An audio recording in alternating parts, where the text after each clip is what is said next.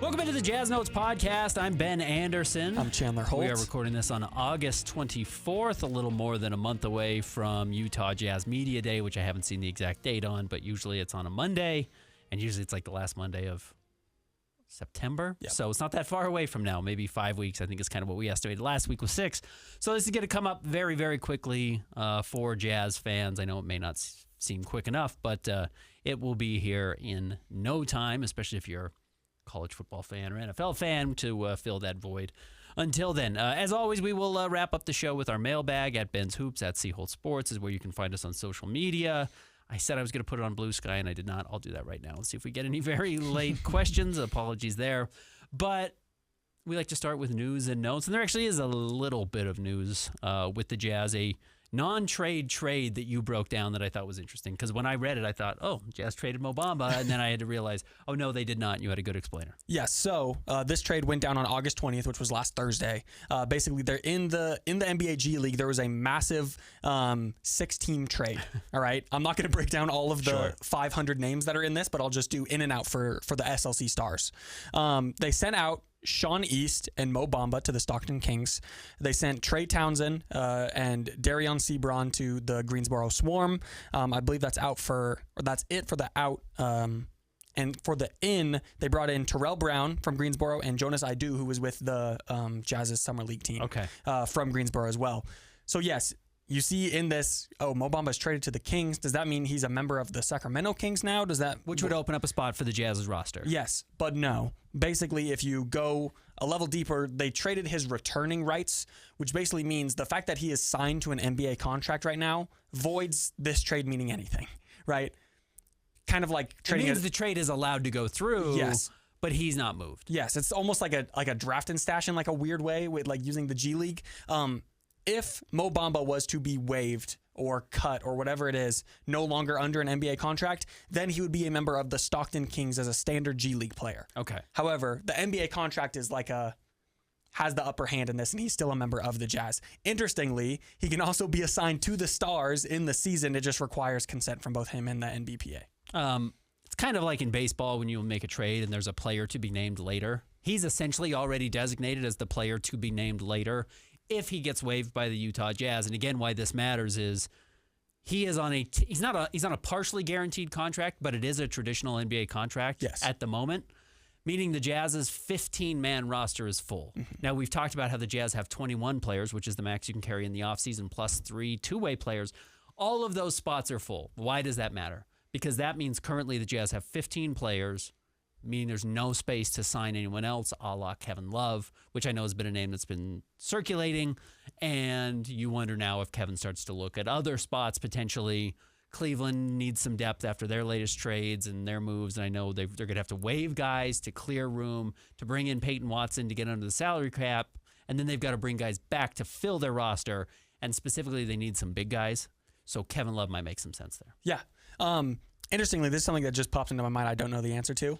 I wonder if to be it is returning rights. So I assume that means you had to have played in the G League at some point, maybe even like last season is like the cutoff.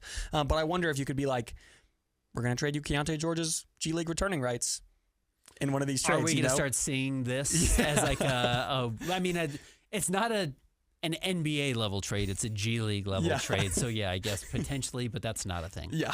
So anyways, interesting. I mean, look, G League is not necessarily about winning games. The guys on the floor want to win, but the teams want to see you play well and want to see how you operate in their system and run specific types of plays. So the message is Mo Bamba is still on the Jazz. Mo Bamba is still a member of the Utah Jazz. That's the news. The news is that there's really not a lot of news. Otherwise, let's quickly get into something you tweeted out this morning that I thought was interesting, just because it's kind of interesting to get a big picture, 30,000-foot view of how some people look at the Utah Jazz. We talked last week about how Zach Lowe on his podcast said, I think the Jazz might break into the top 6. And what was it, Dave McMenamin, as a part of ESPN's kind of NBA preview, had the Jazz at number 10, or at least the ESPN preview had the Jazz sitting at number 10 in the West with a 34-48 record. And I'll just read off of your tweet. He says, Jazz, winners of a combined 70 games over the last 3 seasons, finally appear primed to compete next season with the number 2 pick Darren Peterson, added to a core of Lowry, Keontae, Ace Bailey, and former Defensive Player of the Year Jaren Jackson Jr., who was acquired via trade in Memphis. Primed to compete and winning 34 games are not the same thing. Yes. So there's kind of two different conversations being had here by the people at ESPN. And also, interestingly, in many of it seemed like in that article, every team got like a paragraph, right? Mm-hmm. And in a lot of the paragraphs, I won't say all of them, but in a lot of them, there was an explainer, at least a little bit, of why they were high or low in their sort of rankings. The Jazz's, the only negative thing is talking about the last 3 seasons, like you said, combined 70 games is how many they've won. But then you talk about all the good things, all the players combined, and how they're looking to compete. So I almost think that, like you said, with other people saying they could break into the top 6, if people just don't know. And I think that maybe the Jazz also have this massive range as to where they can finish, as to like, if you're looking at other teams in the West, it's like, they'll slot into these 3 seeds. I feel like the Jazz's is anywhere from bottom of the play-in, maybe 11 seed even, to a top 6 seed. I think the Jazz could have won 34 games last year if they just tried to win games. Agreed. Even without Walker Kessler. I know they don't have him this year either, but had you just gone out and really tried even before Jaren Jackson Jr., you probably could have gotten to 34. In fact, again, I think we went through Will Hardy kind of starting seasons well. I think the Jazz won 35 games his first season in Utah on a roster that's nowhere near as good as this. Now, there were more tanking teams. I get that was an issue, but and that's not the same problem this year. Mm-hmm. But yeah, the Jazz won 37 games Will Hardy's first year. Like, they should coast past 34. Yeah, I think that's a very low number. Agreed. And we have a question about this in the mailbag, so I won't get too into it. But in the play-in group, which is where the Jazz slotted in at the bottom of that, from 6 to 9 is the Lakers, Trailblazers, Suns, and Warriors. I think the Warriors are a disaster. I think that the Jazz will pretty easily be better than the Warriors, and then you can just debate with all of those other 3 teams. But it's an interesting conversation. One of the other things we wanted to talk about, and we have a mailbag question kind of about this, so we will maybe not dive as deep as we originally planned, but I do think it's a good mailbag question, is a lot of the videos have come out of Keontae George, Jaren Jackson Jr., Lauri Markkanen, and Will Hardy, Ryan Smith hanging out in Finland, supporting Lauri as they are doing some friendlies. They just played Iceland as they work towards, I think it's the FIBA World Cup qualifiers. Yeah, they're in the qualifiers right now. They're in the qualifiers right now. Yes. But these are just warm-ups. Yeah. These friendly games that they're just playing right now. So what it is there are multiple windows, right? And from what I've seen is they play a friendly and then they play 2 qualifier games. So upcoming is 2 qualifier games against Estonia and Sweden. And right now they're in Group L with France. France leads the group at a 5-1 record. Finland is at 4-2, and everybody else is 3-3. Okay. Interestingly, the 2 next sort of windows for these qualifiers are in, I think, November and February. So Lauri Markkanen likely won't be there for those. But if they can win both of these games, then they're set up to likely advance no matter what, because 3 of the 6 in every group qualify for the FIBA World Cup. So that's why they're there, though. Yes. As he's playing these warm-up games, hanging out, he's getting ready. Lauri's talked a lot about how much he likes doing this because he feels like he enters the season in better shape because he's in game shape already, not just in like off-season good shape. I didn't see a box score or anything from them beating Iceland, but talking about those 3 players I think is interesting. Yeah. Why those 3 players are there together? Truthfully, it's because those are the 3 most important players on the roster next season. Those guys need to blend, find chemistry, work together next year to maximize what this Utah Jazz roster can be, because even if Darren Peterson's good or Ace Bailey is good and makes a big jump, they're probably not good enough to really help you win a lot of games at the NBA level, if any, in the case of a rookie. So these 3 guys have to do it, and then the role players are going to be the role players. My question for you was, what is the best case scenario as far as like who of these 3 is the leading scorer? Mm-hmm. And because whoever of these 3 is the leading scorer is going to be the leading scorer on the team. Yes. What roles are these guys playing? Like, what is the best case? What's the most likely case? And what's the worst case is kind of how I wanted to break it down. I think best case would be Keontae evolving more as a point guard. He did an awesome job last year as the Jazz were not very competitive of scoring. And don't get me wrong, he was a solid passer. I think he was at 6 or 7 assists last year. But I think that needs to come around more, because you look at this Jazz roster and a lot of the problems that you point out, of course, defense is the main one. But then the second thing that people go to is ball handling / playmaking. So I think a lot of that is going to fall on Keontae, and then hopefully Isaiah Collier picks some of that up off of the bench, and then Darren Peterson. But like you mentioned, as one of your top 3 players and being the lead guard, Keontae's going to need to shoulder that. I think Jaren would probably be my pick for the leading scorer on the team, which is interesting because you have talked about many times, we haven't really seen him in that role before. He's never really done that a whole lot. Yeah. And then Lowry can sort of, I don't want to say take a back seat necessarily. I think that's a bit harsh for what I'm trying to put across, but it's like he can just do his thing like completely freely, run around screens, get open shots, and he isn't tasked with being the best player, being the best scorer on the team. You think that's the most likely or the best outcome? I think that's probably the best outcome. What's the most likely? Most likely, I think you see, I don't want to say regression, but you do see somewhat of a step back from Keontae. Like maybe last year he was at 23 and 6. Maybe he averaged almost 24 points a game. That's really unlikely. Yeah. So maybe he's at like 18 to 20, and I would hope around the same assists, maybe a little bit more. And then most likely, I think you probably see Jaren and Lowry right around the same number of points per game, maybe one with a slight edge.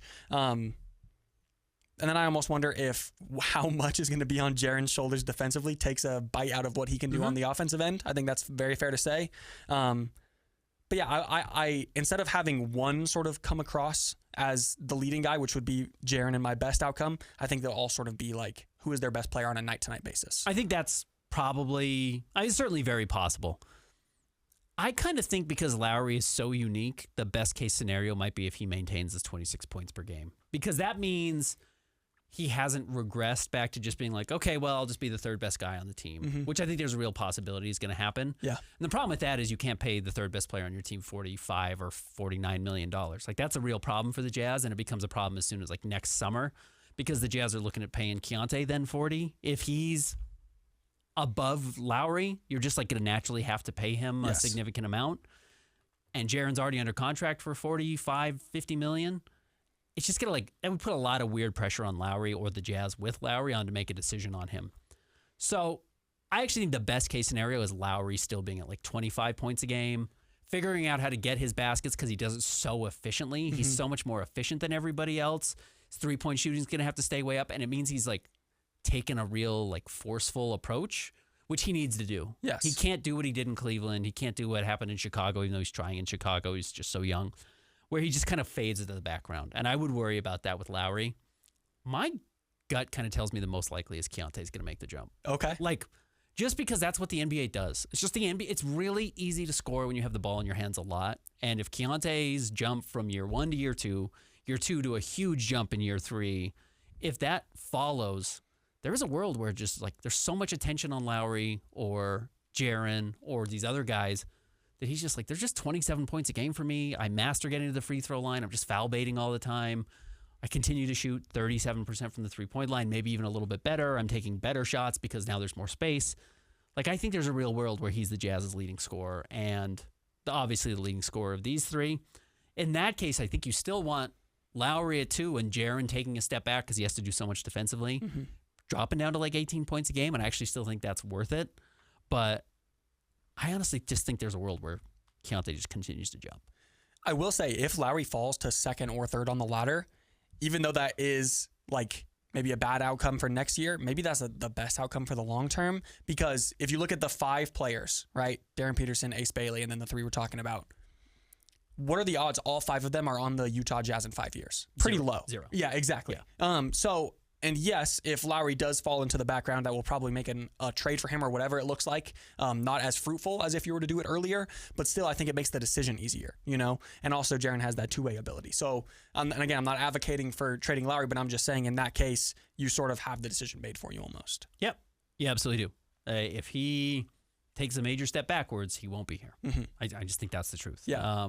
And that's going to come up quicker than Jazz fans recognize. Not Lowry specifically, but that decision of who stays and who goes, just to clear room for the other guys that are coming up, assuming Darren Peterson and Ace Bailey continue to progress. So, yeah, these 3 guys being together is really interesting. There is a world where they all average between 19 and 21 points, or maybe it's 18, 23, and 26, or maybe it's 28, 21, 16. I don't know. It's they're going to combine for 70 points a game somehow. I just don't know exactly what that's going to look like. Yeah. Jaren is pretty consistently in that 18 to 20 point per game range. Like, I just think that's what he gets you. Lowry can probably fluctuate a little bit more just based on touches. Keontae, if he takes a step back, I mean, maybe the best case is Lowry is at 26, Jaren's at 21, and Keontae is at 18.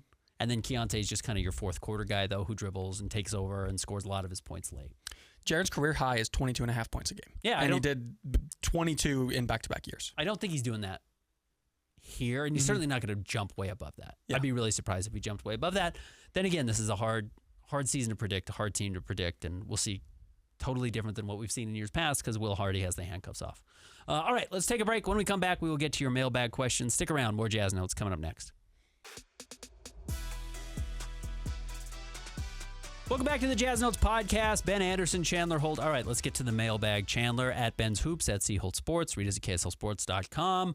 You can DM me. I got a lot of DMs earlier this week, or you can just wait for the prompt on Monday when I send it out. And I think we should be able to record most Mondays the rest of the way leading up to training camp. So, ideally, this is always when you should look for it. I guess something could change, but we will give you a heads up if that's the case. Caden in my DM says, mailbag question, why can't Lowry play the center spot? He could match up with fives like Karl Anthony Towns does, and Jaren could be his OG Anunoby. If the Knicks can make those archetypes of front court players work on defense, why can't we? Cat is an extraordinarily underrated rebounder. Yes. Cat is a great rebounder. He's always been, well, not always been. He's become a much better rebounder. And he's a way better playmaker than Lowry, which allows you to do some different things from the 5 spot. He's also, truthfully, he's a better shooter than Lowry, which is crazy to say, but Cat is probably the best shooting big man of all time, and now he's a champion. So he does more center things than I think people give him credit for that Lowry just simply doesn't do. Yeah. And he is much bigger than Lowry. Like, Lowry is tall. They are both 7-footers. I bet you Cat has 30 pounds at least on Lowry. By the way, if you look at some of those there's a photo of Key, Jaren, and Lowry by the water in Finland, and Lowry gets in. Look at Lowry's body. It's insane. I've said this. Like, Lowry has a top 10 body in the NBA. Like, you saw him also do, they're in the gym dunking, and he does the bounce between the legs, catches it, and dunks it. Like, he's an NBA dunk contest caliber athlete. He's an all-world shooter. His body is freakish. I mean, it's not Kevin Durant, but he's probably more muscly than Kevin Durant. Yeah. It's actually weird that Lowry isn't better than he is. As good as Lowry is, you're like, what? I think there's more here. And that's the question. Can he get there? Is there more here? But I don't think he's a 5. I don't think there's a world where that happens. Yeah, agreed. And also, Cat is not the same Cat from the picture of him struggling against DeMarcus Cousins in 2017. You know what I mean? He is a true center now. For the first 5 years of his career, he was he's you need to play him at power forward with someone next to him. With Rudy. Yeah, exactly. But that's not who he is anymore. And you're right. He just plays bigger. I looked at their measurements. Lowry's listed as an inch taller, and they have similar weights, but it's just it's an eye test thing. Mostly. I would be very surprised if those weights were actually all that similar. Agreed. Cat was pretty heavy looking, and maybe it's just because he moves much heavier than Lowry. He's also a better shot blocker than Lowry, which isn't saying much. He's not a great shot blocker, but I think he's stronger in a different way.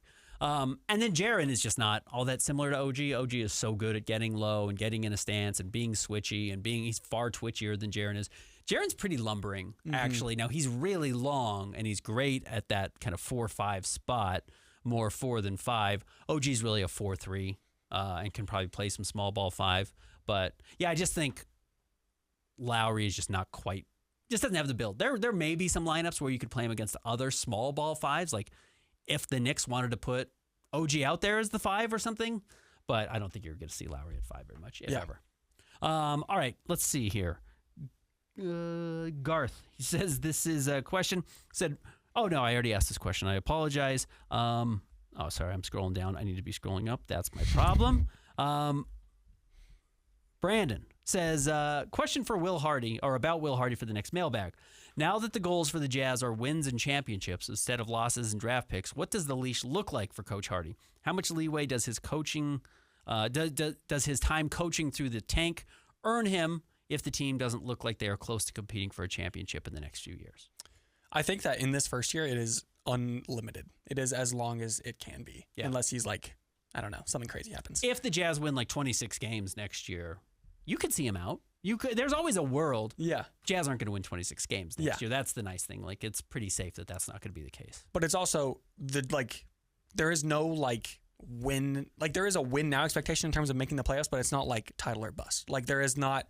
I think the way that the roster is set up, it is for where the expectations are or where I assume they would be, it is like you said, just like fail safe. Like you're going to get where you need to be. But then it just goes from like you need to progress every year, you know, and that doesn't mean first round, second round, third round finals. It means like be better in one way or another every single year. And it may just be a feel thing. Like true. if it feels broken, maybe they would make a switch, but I don't think it's going to feel broken. Will has real control over the team. He's really set a good culture. The guys have bought in.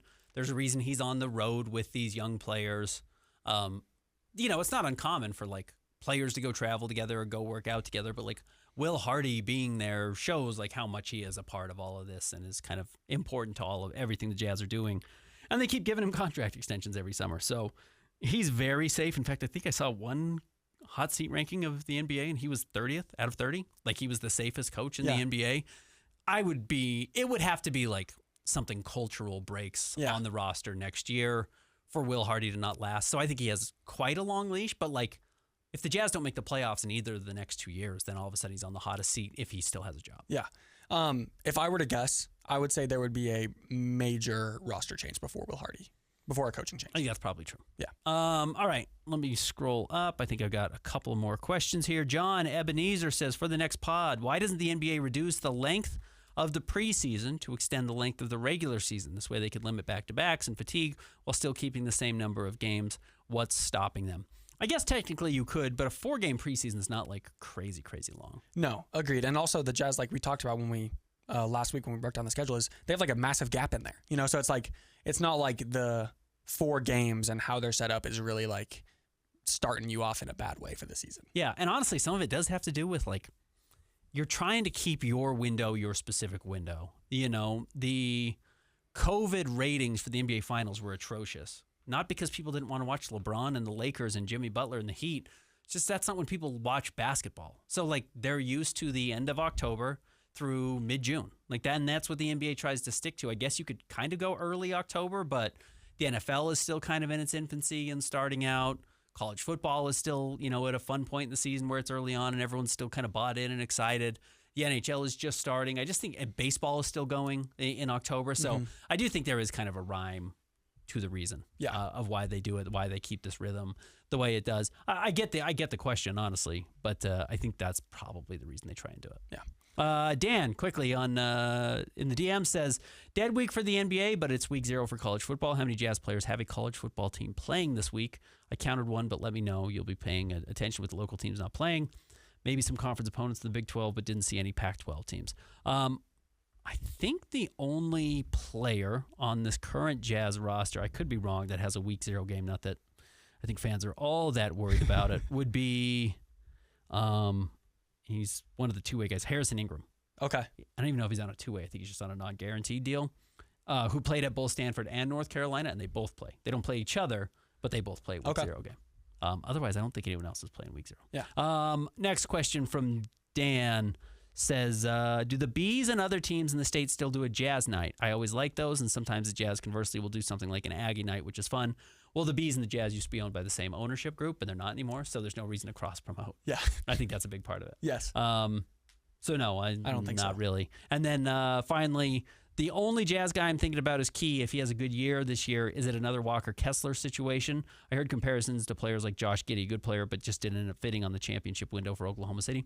It's possible, but I would be surprised if it was one of the young guys and not one of the older guys. Agreed. But yeah, there's a possibility where he ends up getting a huge contract and the Jazz just think like there's just enough there with Darren Peterson to believe that Darren's going to be the point guard of the future and locking up $40 million. And look, I know I said this last year and it didn't come true because it's what I had heard. Like the value of having Walker Kessler's contract at a number that was going to be tradable was really valuable for the Jazz. The problem was it quickly got to a number that wasn't going to be tradable. Like it got up to, like, again, we've kind of thrown out hypotheticals. Like if the Jazz don't drop the number at which they will match the Lakers, there's a real chance that the Lakers offer him $39 million or something crazy. And then if he's just okay, you can't trade a $39 million contract. Like you can't trade Jakob Poeltl right now, who makes less than that because he's just not a very good player. He's fine. He's just not great. If you overpay the wrong guy and then you can't trade him, then he hurts you actually worse than trading him and getting something back for him. So there's a world where the Jazz are like, oh, Keontae's just not a $40 million player. and there's teams lining up to give him $40 million. A big part of that as well is that just waiting the year gave the Jazz a bunch of flexibility. And the reason why that flexibility was so important is because you were thinking, oh, we also have to sign Keontae a year later, and we have to do this. Now that I'm not saying it's not on your mind. The Jazz are always thinking a million steps ahead when it comes to contract stuff, but that issue is relatively out the window now because you don't have to balance paying Walker and Keontae and keeping everyone together. Yep. All right, that's it for my DMs. Okay, over to X now, starting with NBA.com Pedro. When I look at the salary sheet, speaking of, I simply can't see a world where Bryce finishes the season with the Jazz unless he is really good from day one. I don't see how the Jazz will want to give him the type of money he will likely ask for in the next offseason. What do you guys think? I don't know what he's going to ask for in the next offseason. He's going to have to play well to get money in the next offseason. I do think he's an NBA player, but I don't know if that necessarily guarantees that he's got like this really lucrative offer waiting for him. I'd be surprised with what he's facing if he has a Peyton Watson 4-year $90 million or 4-year whatever $88 million deal waiting for him. I don't think that's going to be the case. Yeah, agreed. It really is. You have Keontae, John Conchar, Harrison Ingram, and Bryce all up for an extension or whatever after this year. So you really are just looking at Keontae and Bryce together, and depending on what that number is really I mean, Bryce might be $8 million. Mm-hmm. Some guys make $8 million. Yeah. And you can afford that if that's the case. And if he's really good, great. If he's been replaced by Ace or Darren Peterson or Svi plays better than he does, then yeah, it's very possible. Jazz also could get to a point where, not including Darren Peterson or Ace Bailey, obviously, where they kind of shop some of these guys around and just say, like, can we get an actual asset going forward? Yeah. Will somebody offer a future first for one of these guys? And then they'll say yes. Or, I mean, not they will say yes, but they could say yes in that situation and trade somebody midseason. Scally Nation, 2-part question. If Key continues to evolve his game like I anticipate, do you guys think he has the potential to be a superstar? Also, if he does turn out to be a superstar, I think he likes it here and will stick around as long as he's paid. What do you guys think? Superstar to me is like top 10 player in the NBA, Yeah. and I think that's probably going to be really hard to do. I agree. I absolutely see a world where he's top 25. Yeah, I mean, he could get there this year. Yeah, for sure. Like top 25, you're talking about like Jalen Williams, the good one on OKC potential. I think like that's in the realm of possibility. Absolutely. Mind you, he's a two-way player. I think Keontae, the biggest thing needed for him to be a like undoubted top 25 player would be to like bring it up defensively. Then again, I'm sure a lot of people would have said Trae Young at his peak would have been a top 25 player and he had no semblance of defense. So who knows? But yeah, I don't know about superstar because I think that is like top 10. I brought up Tyrese Maxey a lot. He went from 8 points a game his first year to 17 his second year to 20 his third year. Keontae's already ahead of that.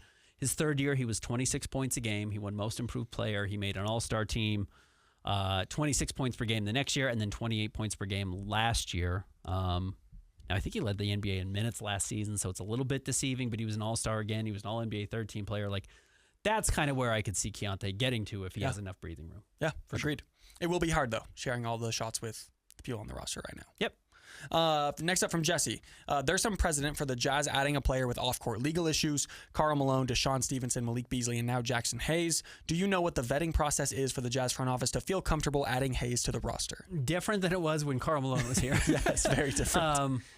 I honestly don't know how much everyone knew about Karl at that time. I honestly don't know. I don't know. I mean, I know the story. I don't know the story in 1986 or whenever it was that they actually drafted him. So I don't know what that looked like other than the Jazz were surprised he fell to them. And I don't know if that was related or not. I honestly don't. Yeah.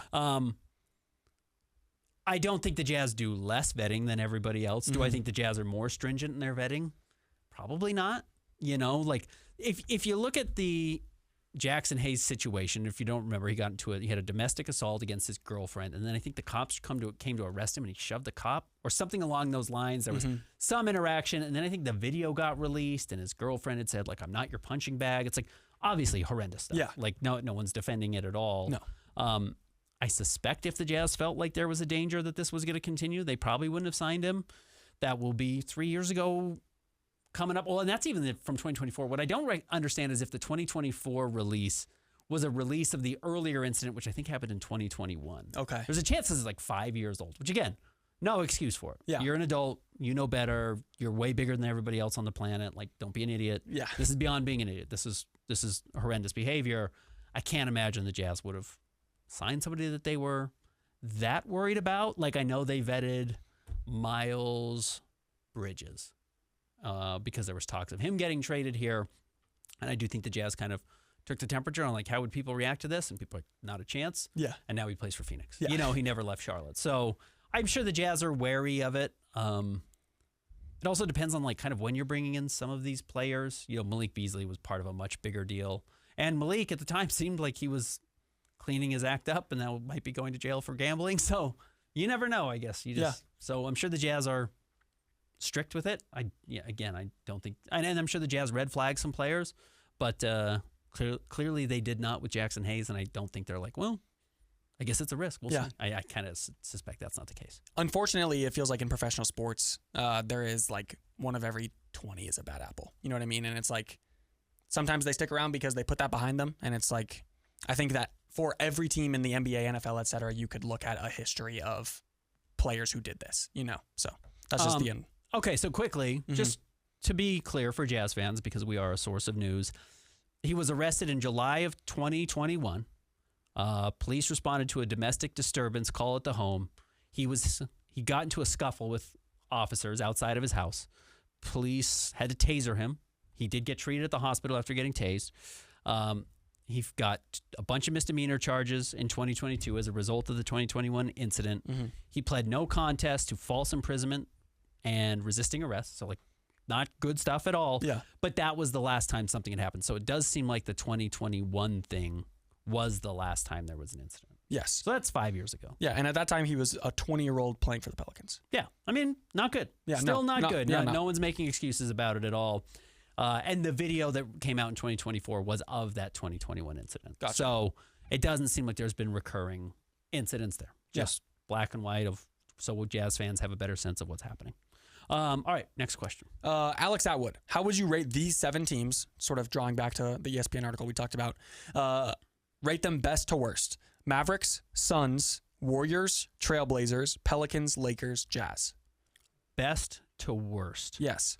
I think it's fair to say the 2 worst on this list would be the Pelicans and the Warriors. Or Mavs. I think the Mavs. are going to be bad. So bottom 3 would be Pelicans. I would put Pelicans last, Mavs second last, and Warriors third to last.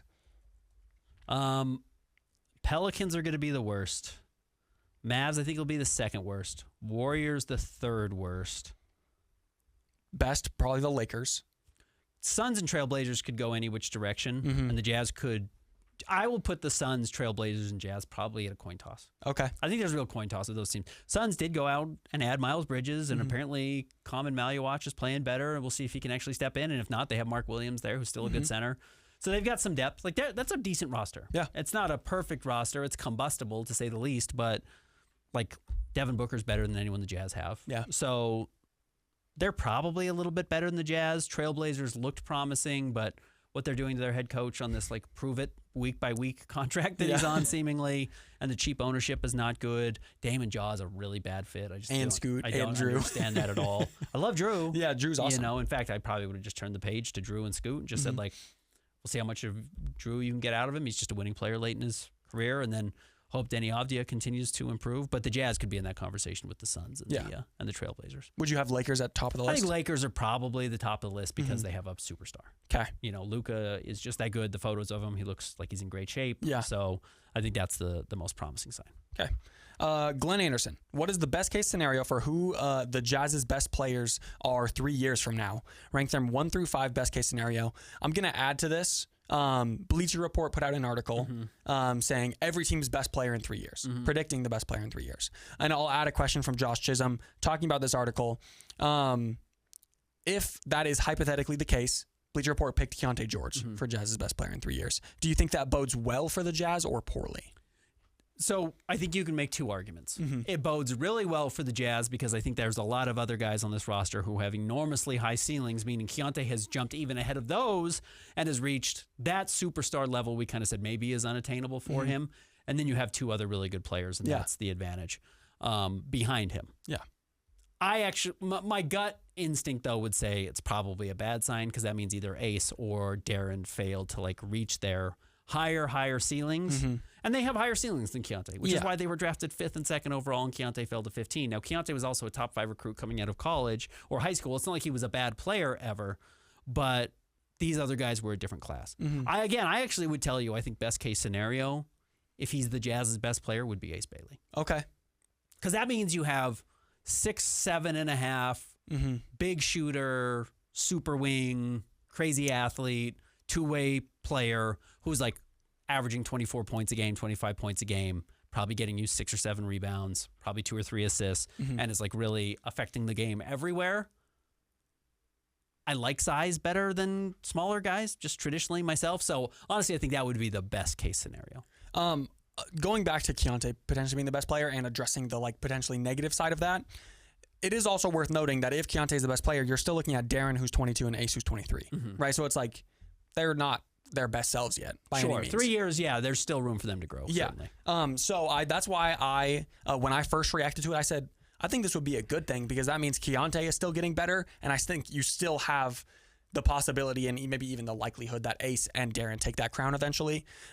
If I were to rank, going back to Glenn's question about best case scenario, rank 1 through 5, so I think just name the player who you think would be best case scenario for them to be the best player on the team. I think probably Darren 1, Ace 2, Keontae 3, and then like Jaren 4. Yeah. If he's still on the team. Yeah.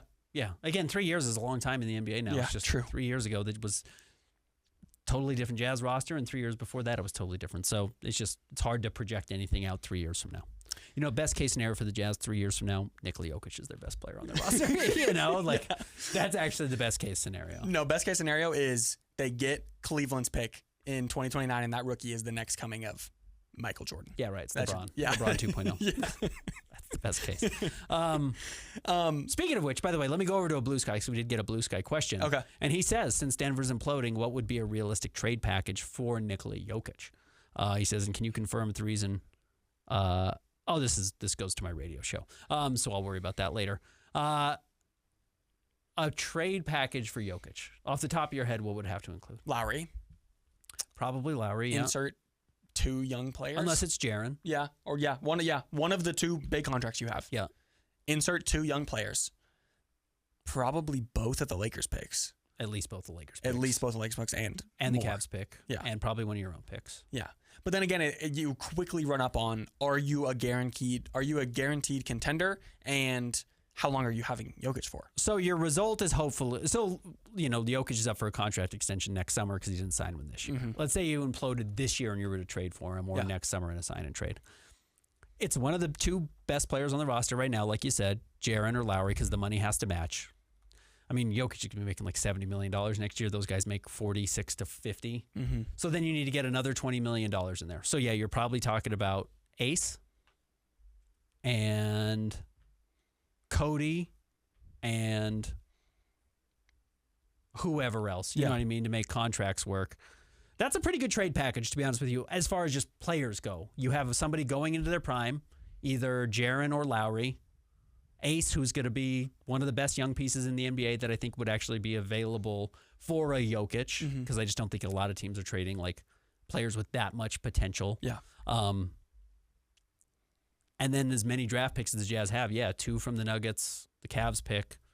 They control all their own going forward. Maybe they don't control one of them. I think they control all their own going forward. So you're probably looking at that as well. Yeah.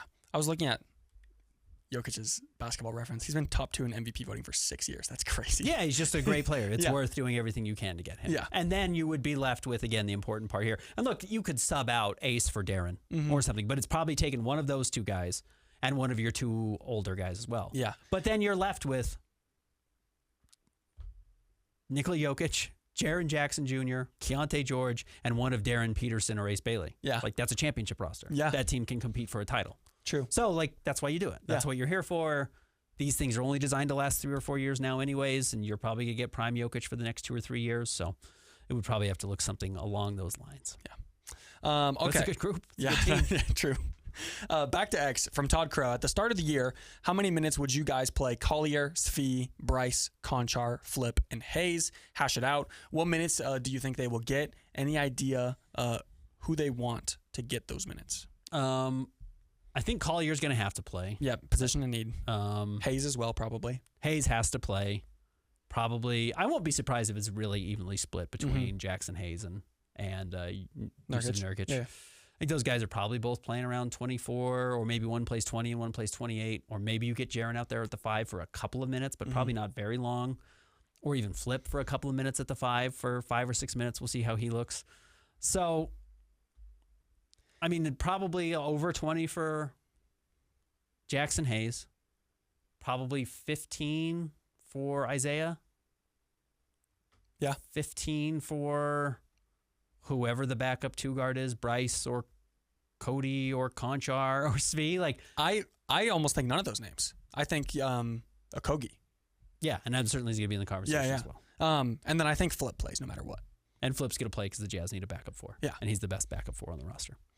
I honestly don't know the minutes. And again, the minutes are so weird because these guys are going to play 65 games to hit the minimum to make sure they get their things, and the Jazz are going to rotate everyone in and out and make sure everyone's happy and getting some rest.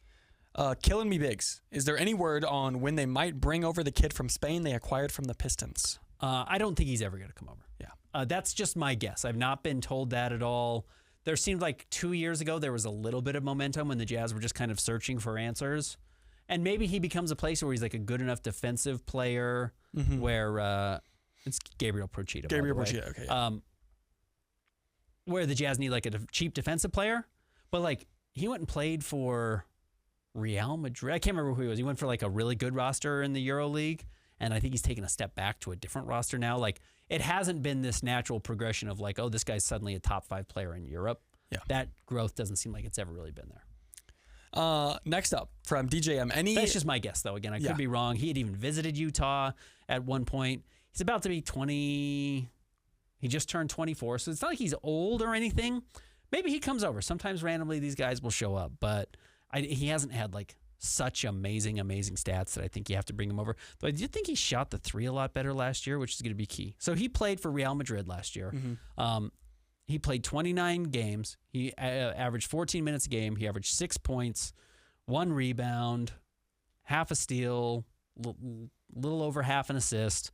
Doesn't turn the ball over a whole lot, which is good. But he did shoot 41% from the 3-point line on 2.5 attempts a game. Again, it was limited opportunities.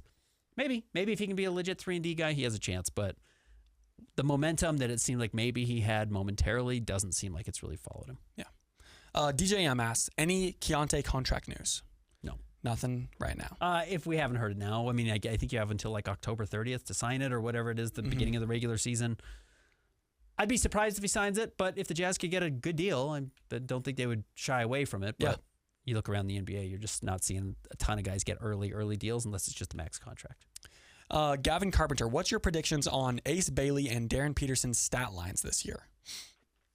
I bet you Ace is around 15 or 16 points, 4 or 5 rebounds, 2 assists.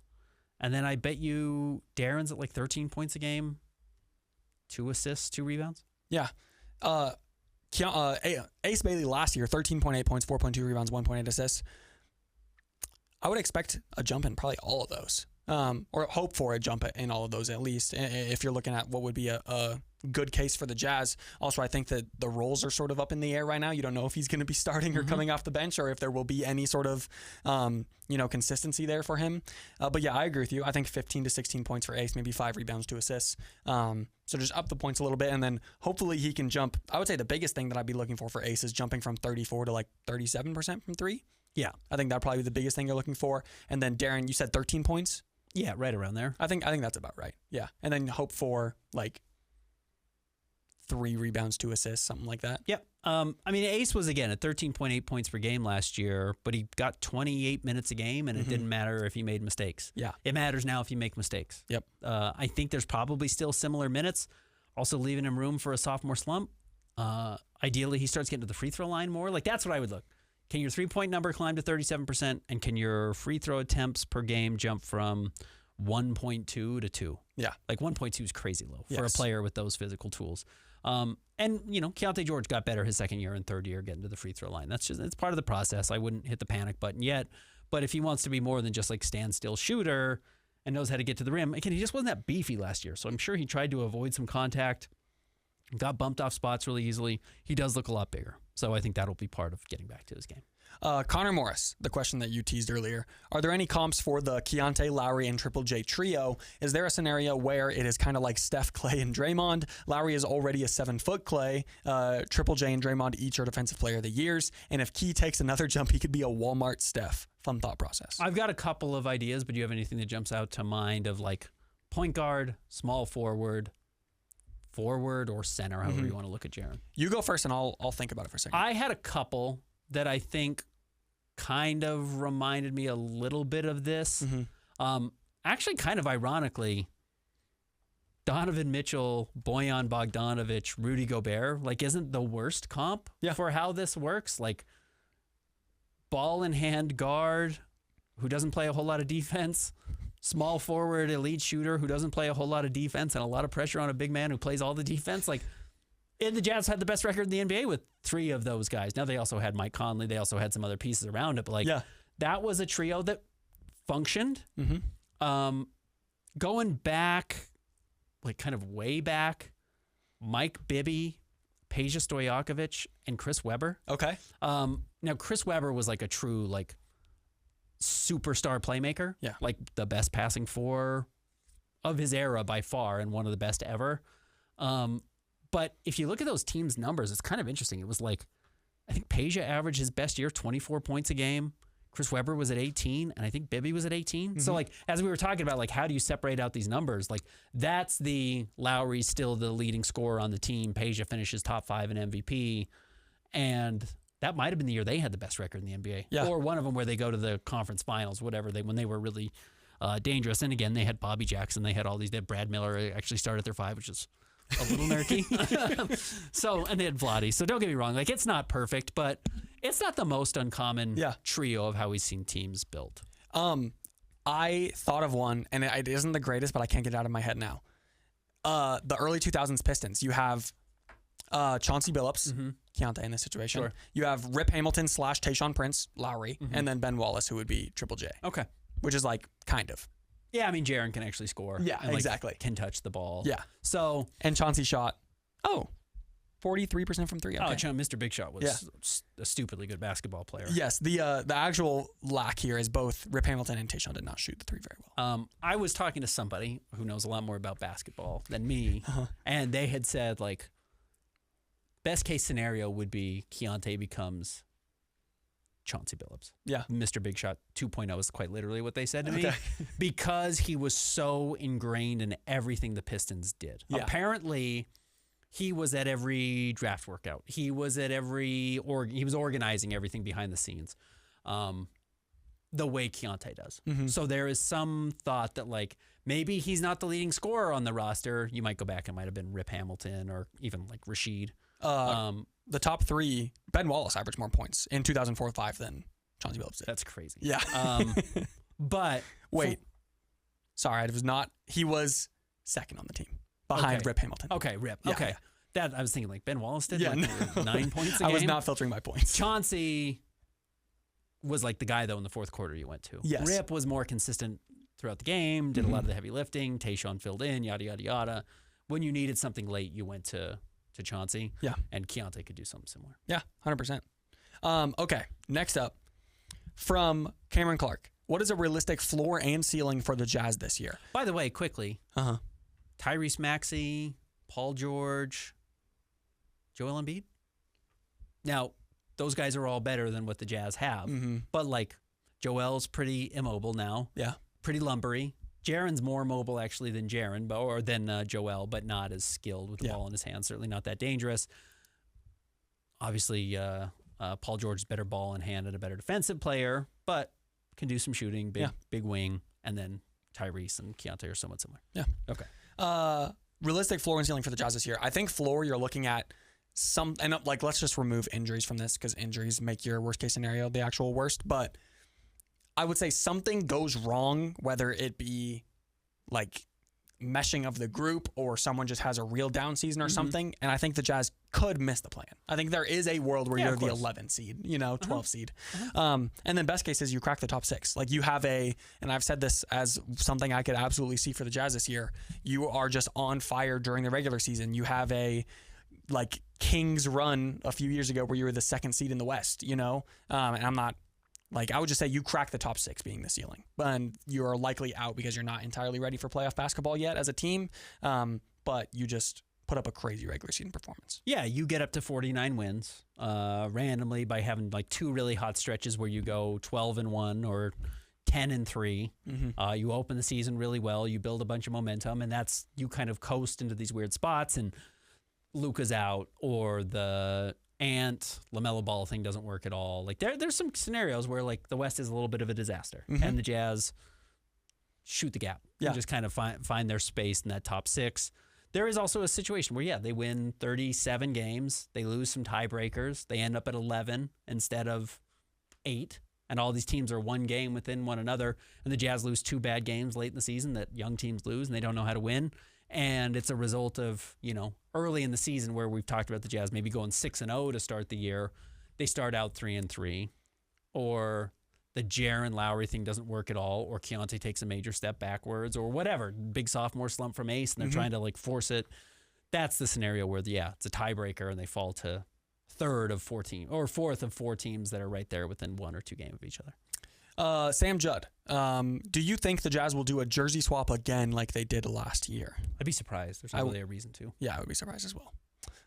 People just really did not like the black and yellow jerseys, and the Jazz were trying to move on and give fans some updated looks of what they like, and tried to honor some of those opportunities. Plus, there'd been so much turnover on the roster, and that's just not the case. Yeah. I think the last question from Connor Morris: which Jazz players are most likely to get other teams in foul trouble the most? I'm thinking Keontae, Triple J, and eventually Darren Peterson. And which Jazz players are most likely to foul out of games? Jaren might be most likely to draw fouls and commit fouls on the team. I think Keontae is going to average the most free throws. Jaren is going to commit the most fouls, and Darren Peterson has a chance to be the guy who learns it. He was so good at it. If you go back and listen to our kind of preview of him in the summer before the Jazz even drafted him, we're like, this dude foul baits everybody. Yeah. Other than AJ DeBonsa, he was so good at it. And also our summer league recap, that was like one of my biggest takeaways. Yeah, like I wouldn't be surprised if he kind of has it early. Like it's tough to say. He's way better at it than Ace is already. Yes, way better at it. 100%. Like. If there is a world where Darren is Rookie of the Year averaging 18 points on this Jazz team, it's because he's like shooting 4 or 5 free throws a game. 5.5 free throws a game, and shoots 40% from 3 or 38% from 3 and just plays enough you can't keep him off the floor. Yeah. And checking one last time. Yeah, that is it for questions. Let me see if anyone added anything quickly to Blue Sky. Looks like, we did get a couple questions. We'll burn through these quickly. What's the soonest you would expect to see a shakeup in the center availability across the league? Trade deadline or potentially earlier? Jazz could maybe go out and strike in like December if someone's struggling, when everyone becomes available on like December 15th or whatever it is. Yeah. If there's a team that's really like underperforming and they're like, got to ditch this guy. This is not going to work and he's too expensive. I think you could potentially go there. Yeah. Mark Williams. By the way, I thought we had a question from somebody talking about the Suns ranking the Mark Williams. Oh yeah, we did. I think I skipped over that. It was asking. I'll find it real quick. But basically, the question was, you can just tell us who it was. Rank the Suns centers. Yep. And I don't even know exactly what the Suns depth chart is, but it's like Common, Maluach, and Mark Williams. Mark Williams probably better today. If Maluach by December is a better player and the Suns are expensive, they could trade Mark Williams. Stephen Q. Ritter. That the Jazz could then maybe go look at Mark Williams, who's a decent player, but he's also never broken out as like a great player after his run in Charlotte, and then got traded to Lakers, and Lakers rescinded that trade because of a back injury. So there's some issues there. Deadlifts and Dragon says, I'm really high on Flip going into the season. Much has been said about how his best position is power forward, but what do you think it would take him to become a serviceable center, at least in limited minutes? Like, it's possible. Again, he's more of a 4-5 than a 4-3. What it would take is putting on weight. Putting on weight, continuing to rebound, and the Jazz just feeling like, he's a great shooter, and he really gives the Jazz a better option standing in the corner there where they can play Jaren at the 4 and he can kind of play back up to either. I will say that Nurkic is like, the heaviest or second heaviest player in the NBA? I think that Flip is never going to have that sort of build, and I think a lot of that is what makes Nurk so good at what he does, like setting screens and et cetera. But I do think Flip's best path is like replacing Nurk, what Nurk does. And I'm not saying like his contract or his minutes per game, more so just like his being skills. his skills, like being the hub, I think that is, I think Flip is sort of an under talked about player. Totally agree. I think he's one of the more interesting players on the roster going into this season. All right, that's it for our mailbag questions. We will be back with you again next Monday. My DMs are open at Ben's Hoops. You can also DM or tweet at Chandler at C Holt Sports, and we'll be back with you next week.